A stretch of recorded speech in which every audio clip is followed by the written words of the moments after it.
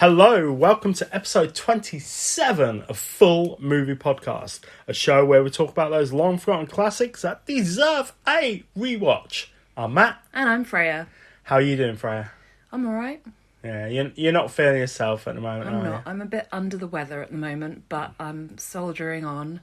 Atta girl. Thank you. You cracked that whip to getting better. Is that a saying? Sure. It is now. How are you doing? I'm okay. I've been very busy recently. You have been busy, yeah. You know, and I'm at work and I'm losing my mind. I'm losing my mind. Sure, blame work. Yeah, and I come home from work and I'm at that age where I need a nap. So, yeah. But it's all good. It's all good. Have you watched anything decent recently? We watched Three Men and a Baby. That was pretty cool. There were no fun. ghosts in it. No ghosts. No ghosts in that film. Absolutely not. And it's hilarious that it was ever mistaken that there was. Apparently it was like, I remember this from school. Somebody said like, "Oh, a kid got killed in the house." Yeah, like, I think. Was the kid a cardboard cutout of Ted Danson? I don't think so. Yeah, I heard that rumour as well. Yes. What else did you watch? I'm talking about yesterday morning. I watched the second Care Bears movie, Care Bears movie 2, The New Generation. That's a classic, a stone cold classic. I heard that's the inspiration behind a lot of Tarantino films. Well, it was very good. I will say, I put it on for her because she was in bed, like not feeling great, and I always put on a film. Because I'm sick. Yeah, I always put on a film for her, whether it be like a Disney film or an animation or a family film. And I just saw that pop up and I went, I wonder if she'll like that. I put it on and her face just beamed, much like the Sunshine Bear did from its chest. Funshine Bear. What's it called? Funshine Bear, I think. But I have Funshine, yeah. Funshine? I think so. It's got a sun on it. Yeah, I know. And there's no such thing as funshine. Surely, Don't get me started. But I have a Tenderheart Bear stuffed animal. You do. Yeah. It's not like it's a childhood thing, you know. I mean, obviously I liked Care Bears when I was little, but we found that in a charity shop about a year ago. I was going to say, you discovered the Care Bears, when you were like 28? No. This is my jam. But yes, I am 32 years old and I thoroughly enjoyed watching the Care Bears movie. Not a problem. Recently, I'm 40 years old, and I've recently bought Ninja Turtles films. Yeah. So, everyone needs that little bit of... I was about to say something that was going to sound terrible, but we all need to be childs sometime and have our youth. Nostalgia. Yeah, there you go. Speaking of which, why don't you tell us what film we're talking about today? So... we episode 26 we did Some Like It Hot, which is very, very fun, and it's a romantic comedy kind of. Mm-hmm. Yeah, it's a comedy with Marilyn Monroe. Today, because you love Marilyn Monroe, I love the Austrian giant that is known as Arnold Schwarzenegger. Today we are doing his pinnacle 1994 action comedy rip-off of James Bond, I guess. True Lies. A fearless, globe-trotting, terrorist-battling secret agent has his life turned upside down when he discovers his wife might be having an affair with a used car salesman. Ooh. Directed by James Cameron, who directed both Terminator 1 and 2, Judgment Day. Brilliant films. Mm-hmm. I mean, I was always more a fan of Terminator 2. Yes. But yes, great films.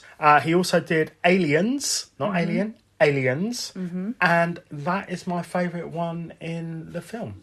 Okay. Not going to say trilogy because I think there's like 5 or 6 films now. Mm-hmm. But yes, that's my favourite Alien film. He did The Brilliant Abyss. Mm-hmm.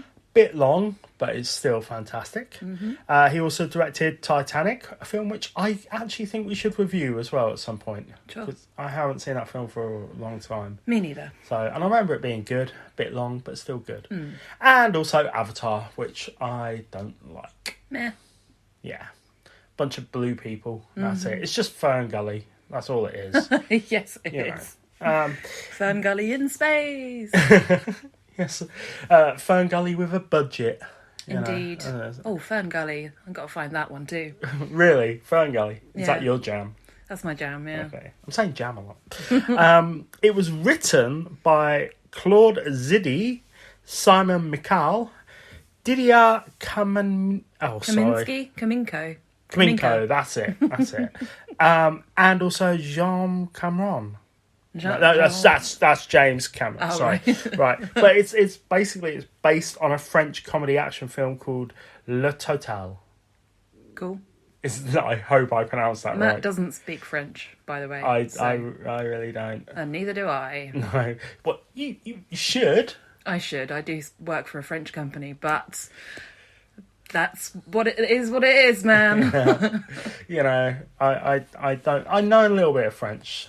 Je ne sais pas pourquoi. Thank you, Kylie Minogue. Sure. Because she did that. Je ne sais pas pourquoi. And that means? I don't know why. Okay. Good. Am I right? I don't know. I think I don't speak French. But yes, so it was based on a film. So essentially, this is a remake. It's a remake. Yes. English-speaking remake. Yes, exactly. Now, do you like this film? I enjoyed it thoroughly. First time viewing when we watched it yesterday. Obviously, it's a little bit dated. Is it? But, well, yes, because Is it? It's clearly not made now. Well, yeah, but of course, you know, it's not made now. Yeah. But is it dated for any other reason other than that? I guess not. But no, I thought it was really good, really fun. You know, it didn't have any kind of real casual racism. That's a plus. Even though it was, you know, kind of the terrorists. Middle Eastern terrorists, yes, but I mean, they also had a Middle Eastern on the good guy side. So True. Faisal, sorry. Yeah. So I thought that was, you know, a good move. So it didn't seem too kind of like, you know, the Americans against the Middle Eastern. Well, funnily enough, because James Cameron was initially going to have Irish terrorists, but he discovered that the Jeff Bridges film Blown Away was going to be coming out soon, so he decided against using the Irish terrorists. That's interesting because obviously that it's a whole thing about them smuggling arms within kind of artifacts from ancient Persia. So he clearly had to How change done quite it a for lot. this? They smuggling with Guinness. Yeah, just smuggling in barrels of Guinness Yeah, and whiskey. and whiskey. Not that that's all Irish people are, just Guinness and whiskey. No, Beautiful country as well. yes, but you know, Lovely language. very nice. But yeah, Accent. I don't. All right. We do like the Irish. We're not ragging on the Irish. We're not ragging on the Irish. The Irish are awesome. So yeah, let me just say, I think that I initially thought this film was going to be a little bit almost sexist, bit male chauvinist a little bit, but Sure. it really isn't. No, it's, you know, got its moments, but the women in this film are quite badass. They are very badass. Obviously, you have the main kind of baddie is a female. Yep. Juno Skinner, played by Tia, I want to say Carrera. Yeah, Okay. we're doing Wayne's girlfriend. Wayne's girlfriend. Swing. We're doing well on the pronunciation front today. Yeah, we are. But, you know, she's really cool in this. She's, you know, very beautiful, but very kind of evil. She is evil, but I like that evil. Yeah, she's good. And, of course, the wonderful, marvellous Jamie Lee Curtis. Which our last film that we reviewed was Some Like It Hot with Tony Curtis. Yes. And now we're doing a film with Jamie Lee Curtis. Yes. It's like, yay! And I do love Jamie Lee. I think she's wonderful. She's one of those actresses who is not conventionally beautiful. Ooh, okay. But is still, you know, very attractive and very kind of, you know, captivating. And, you know, like someone like Tilda Swinton, who's a slightly different, kind of beauty. I would say Jamie Lee Curtis is handsome. Okay. But she's really funny. She's really stunning. She is hilarious. Yeah, she's a really good. And I'll talk about it more when we talk about my favourite scene. But she's very good at playing kind of different sides to a role, being kind of dowdy in this, and then being very sexy, but also being very funny. She's got a good range to her. Yes, she has. I think, considering that she is the scream queen, starting off in, I think Halloween was her first film. I'm pretty sure it was. And then obviously she carried on like doing The Fog, and I think it was Prom Night. She started off in which used to be a typical way, like in horror. You started off. I mean, you have people like Tom Hanks started off in horror films. I think she has got such brilliant comedy chops. I mean, she was in like Trading Places. Yeah, that was one of her first big comedies, I would have said. But then she was in A Fish Called Wanda, where she was hilarious, and she started doing more comedies. So you have things like Freaky Friday, Christmas with the Cranks. Not that that's a very good example, but she did start to be very funny. Yeah, and she even her role in Knives Out was particularly funny as well. Yes, she was quite.